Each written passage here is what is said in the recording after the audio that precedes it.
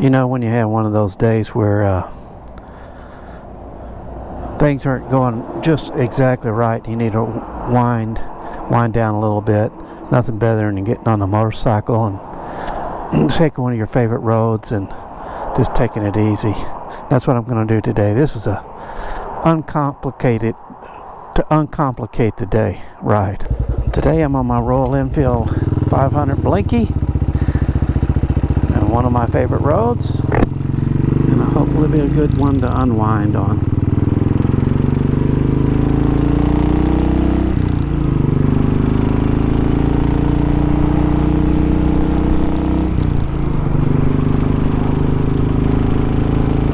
Frequent visitors to this channel know that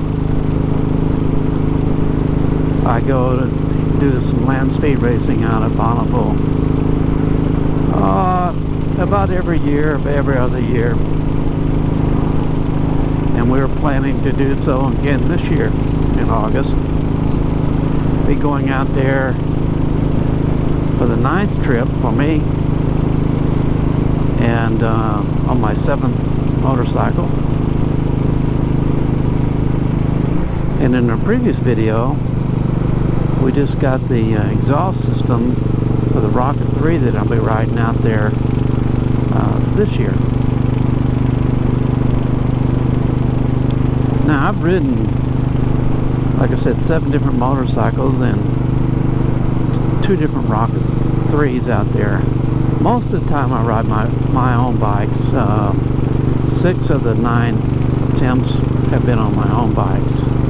The last 3 I've been riding for people, somebody else that owned the bike.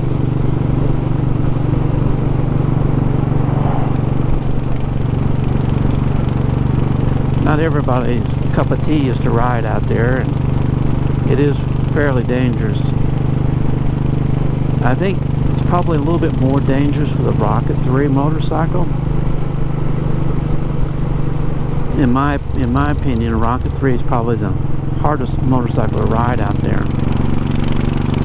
Let's see if I can get around this guy. My blazing speed. Oh yeah. And I think the Rocket 3 is a hard motorcycle to ride. One, the ergonomics of the bike. I'm riding a GT, so your feet are in front of you, which makes it very difficult to ride. The torque that the bike puts down is pretty enormous, which means because the surface is probably like, this asphalt's like 0.9 friction coefficient. It runs out there anywhere from 0.15 to 0.25 friction coefficient, so it breaks the tires loose really quick. In fact, you can't really, for the most part, the Rocket 3's traction control, I mean, some of the Ducatis might be better, but the Rocket 3's traction control and most motorcycles' traction controls won't allow you to use them out of Bonneville, because it will be constantly shutting down the bike. So you had to turn your traction control off. So basically you're left to do it the old-fashioned way with your throttle hand, which is good for me.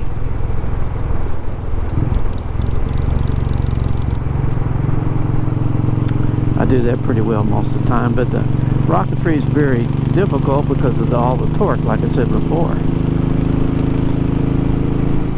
It just breaks the tire loose very easily, and because the feet forward controls, you have your weight is transferred mostly on the back of the bike. So when the bike spins out in the back and the back whips around, you're part of it, which makes it work. Aerodynamics of the bike aren't great. It makes it hard to ride and hard to stay on.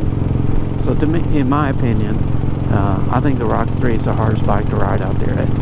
If you were going to go out there for your first time to ride at the Bonneville Salt Flats, the very last bike I'd pick a Hayabusa or a ZX 1400 before I'd pick a Rocket 3 for a new rider.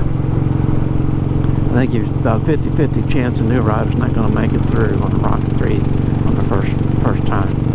If they crank on it. If they're riding like a little old lady, yeah, you can get down there, but you're not going to go very fast. Well, I'm a little wound up is if you watched our last video, my last video that I had, like I said, we got the exhaust system we got put on. Well, the plan was then is to schedule a dyno. And the dyno we wanted to schedule was Two Wheel Dyno Works out in Kirkland, Washington. When they were contacted, they told us that they did not have any openings for the whole summer. They were booked up for the whole summer. So there went plan number one.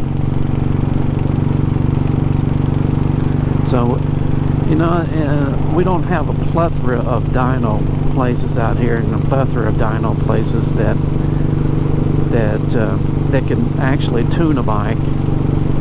You know, you can run them on a dyno and get dyno figures, but there's not very many places that can tune a bike, especially for what we want to run out of Bonneville. So now we got Mr. Bill, the crew chief, and the owner Jeff looking for alternative ways to get this bike so it's safe to run out of Bonneville. Because right now the tune it's got in it is for the standard exhaust. So we don't have a tune for this exhaust. You know, that will run well and be safe with the bike that we know of. So I don't know. We may have to put the regular exhaust back on. And if that's the case, I see nothing that's going to make us. We're going to put a windscreen on the bike, so that will help a little bit, I think. But we need to go down and test that to make sure that that's going to work on the bike. We don't know that yet.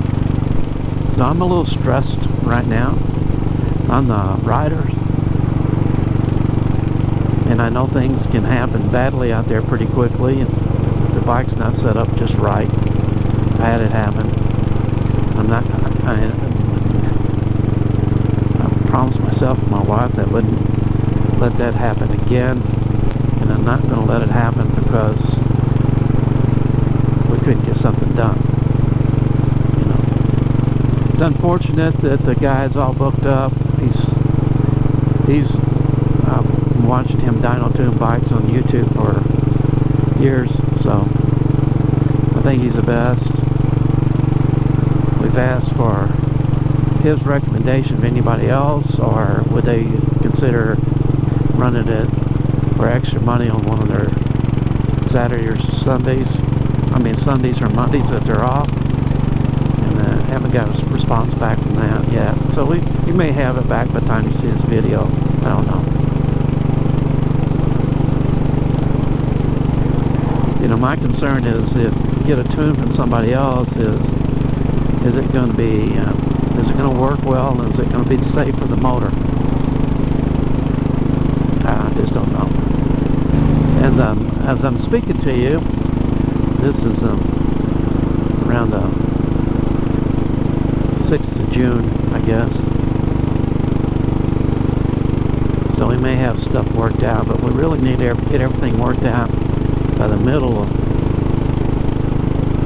July in order to take the bike down to Mexico and do a few tests with the new aerodynamics, make sure that the bike's not going to weave all over the place, and test if we got the new tires on, put the new tires on and make sure they're balanced properly and they work fine.